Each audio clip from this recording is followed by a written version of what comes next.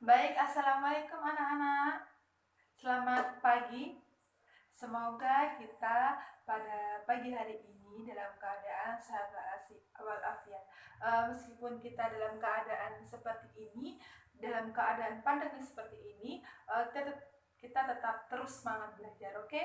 Nah, sebelum kita memulai pelajaran pada pagi hari ini yang semangat ini, marilah kita berdoa. Berdoa, mulai. Berdoa dapat diakhiri. Nah, ada yang tahu nih, kita pada pagi hari ini akan membahas tentang apa? Nah, uh, Ibu di sini pada pagi hari ini akan menjelaskan nih peran positif dan negatif dari bakteri. Seperti yang kita tahu bahwasanya minggu kemarin kita telah membahas dengan definisi bakteri, karakteristik bakteri, struktur bakteri, dan macam-macam bentuk bakteri. Nah, ada yang ingat nih apa nih struktur bakteri ya? Apa aja struktur dasarnya aja deh apa? Nah, Ibu mau mengulang kembali materi yang kemarin kita telah pelajari. Nah, bahwasanya struktur bakteri itu ada 3. Struktur utamanya ada 3. Apa aja? Dinding sel, membran plasma, dan sitoplasma. Sedangkan untuk bentuk-bentuknya itu ada 3 bentuk, yaitu kokus, lobus, sama spiral. Nah, untuk kokus biasanya itu monokokus, dikokus, sama streptokokus, dan macam-macam. Nah, kalau spiral yaitu sama saja, monospiral, stetospiral, seperti itu. Nah, untuk alat geraknya atau struktur tambahan, nah biasanya itu ada flagella. Nah, flagella itu juga ada bentuk-bentuknya, seperti yang udah dijelaskan kemarin, bahwasanya ada nih flagella yang hanya di satu sisi, ada di kedua sisi, dan di semua bagian tubuh dari bakteri. Nah, pada pagi hari ini Ibu akan menjelaskan nih di sini yaitu pemanfaatan bakteri. Nah, pemanfaatan bakteri yang akan Ibu sampaikan ini ada 2, yaitu pemanfaatan dari segi pangan dan dari segi kesehatan. Nah, dari segi pangan nih ada apa aja? Nah, biasanya itu kalau dari segi pangan ini tujuannya itu dalam fermentasi, yaitu meningkatkan mutu atau rasanya. Nah, berikut tabel-tabel dari pemanfaatan bakteri dari dari aspek makanan. Nah, di sini ada yang nomor 1 yaitu yogurt. Nah, yogurt ini bahannya berupa susu bakteri yang berperan yaitu Lactobacillus bulgarius. Nah, untuk yang kedua yaitu mentega, yaitu susu dan bahan utamanya yaitu susu dengan bakteri Streptococcus lacti. Nah, untuk yang ketiga yaitu terasi dengan bahan baku yaitu ikan. Nah, biasanya ini kan kalau terasi kita itu tahunya gampang busuk. Nah, biasanya itu peran bakteri. Tetapi ini bakteri untuk terasi juga meningkatkan cita rasanya nih. Nah, apa bakteri yang berperan? Yaitu Lactobacillus sp.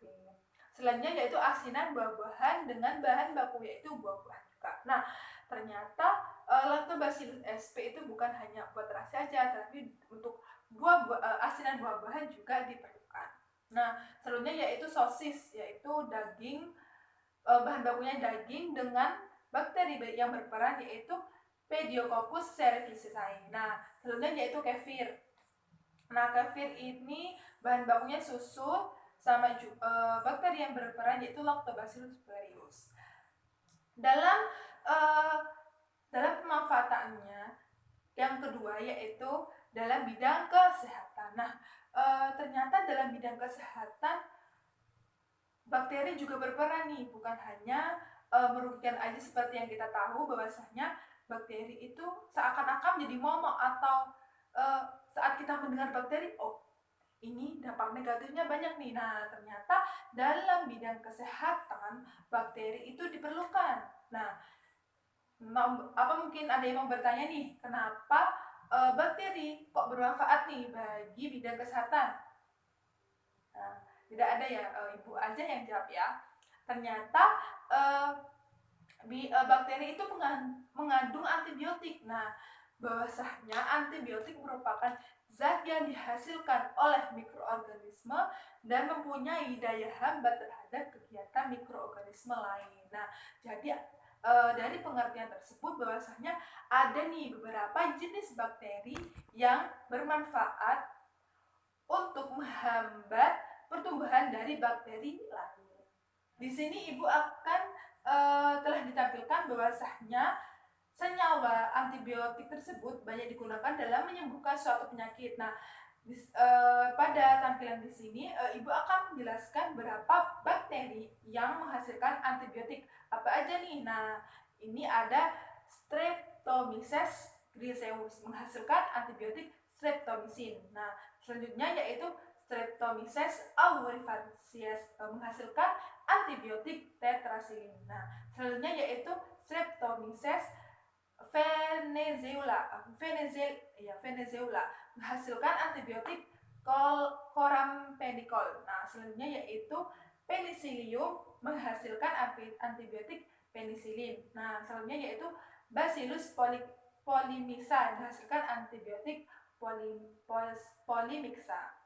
Selanjutnya yaitu poin kedua dari pembahasan kita yaitu bakteri juga merugikan nih. Nah, aspek yang Ibu angkat dari akibat dari bakteri itu nggak banyak ya. Soalnya yang kita ketahui memang bakteri itu yang Ibu udah jelaskan di awal bahwasanya bakteri seakan momok negatif. Nah, di sini Ibu cuma menyebutkan beberapa aja. Nanti kalian bisa cari nih peran positif dan negatif bakteri apa aja, banyak ya. Nah, ini Ibu akan menjelaskan bakteri merugikan sebagai merugikan. Nah, yang Ibu tampilkan ini merugikan bagi kita, bagi manusia, hewan, dan tumbuhan. Nah, poin pertama yaitu pembusukan makanan. Contohnya diperankan oleh bakteri Clostridium botulinum. Nah, ini biasanya bakteri ini tumbuh pada makanan-makanan yang gampang busuk. Nah, seperti yang kita tahu nih, faktor yang mendukung si bakteri ini gampang tumbuh apa aja nih? Ada yang ingat nih? Apa aja? Dari materi kemarin apa aja? Ada yang ingat? Nah, bahwasanya faktor yang mendorong bakteri cepat pertumbuhannya yaitu suhu, kelembapan, nutrisi yang cukup. Nah, seakan jika faktor-faktor tersebut terpenuhi, nah bakteri akan tumbuh pada inangnya atau medium yang tepat, nah, yang cukup untuk dia berkembang biak. Nah, biasanya itu pada makan makanan yang gampang busuk nih. Selanjutnya yaitu poin kedua yaitu penyebab penyakit pada manusia. Contohnya itu TBC. Nah, bakteri yang menyebabkan TBC apa aja? Nah, yaitu Mycobacterium tuberculosis. Nah, selanjutnya yaitu penyebab kolera atau mutaber. Nah, bakterinya apa aja nih? Clostridium tetani. Selanjutnya yaitu penyakit lepra. Nah, bakteri yang mengakibatkan nih Mycobacterium leprae. Nah, poin yang ketiga yaitu penyebab penyakit pada hewan. Nah, di sini dapat dilihat penyakitnya itu diderita oleh sapi. Nah, biasanya penyakit abstrak. Nah, bakteri yang menyebabkan penyakit abstrak pada sapi apa nih? Nah, Bacillus antarctic. Nah, selanjutnya yaitu penyebab penyakit pada tanaman budidaya. Nah, contohnya itu Pseudomonas solana seurus. Nah, ini biasanya dialami oleh tanaman tomat, cabai, terong, dan tembakau. Nah, berikut ini merupakan gambar-gambar dari bakteri yang berperan pada yang bulat dua itu merupakan bakteri untuk tempe. Dan selanjutnya yang sebelah sana merupakan bakteri untuk pembuatan yogurt. Nah, sekian yang bisa Ibu sampaikan. Kesimpulan dari pertemuan kita kali ini yaitu eh, bakteri juga memiliki keuntungan dan merugikan bagi kita. Menguntungkannya dari yang telah Ibu jelaskan dari aspek makanan, pangan atau pangan dan aspek kesehatan. Dan untuk faktor merugikannya, Ibu hanya menyebutkan beberapa saja.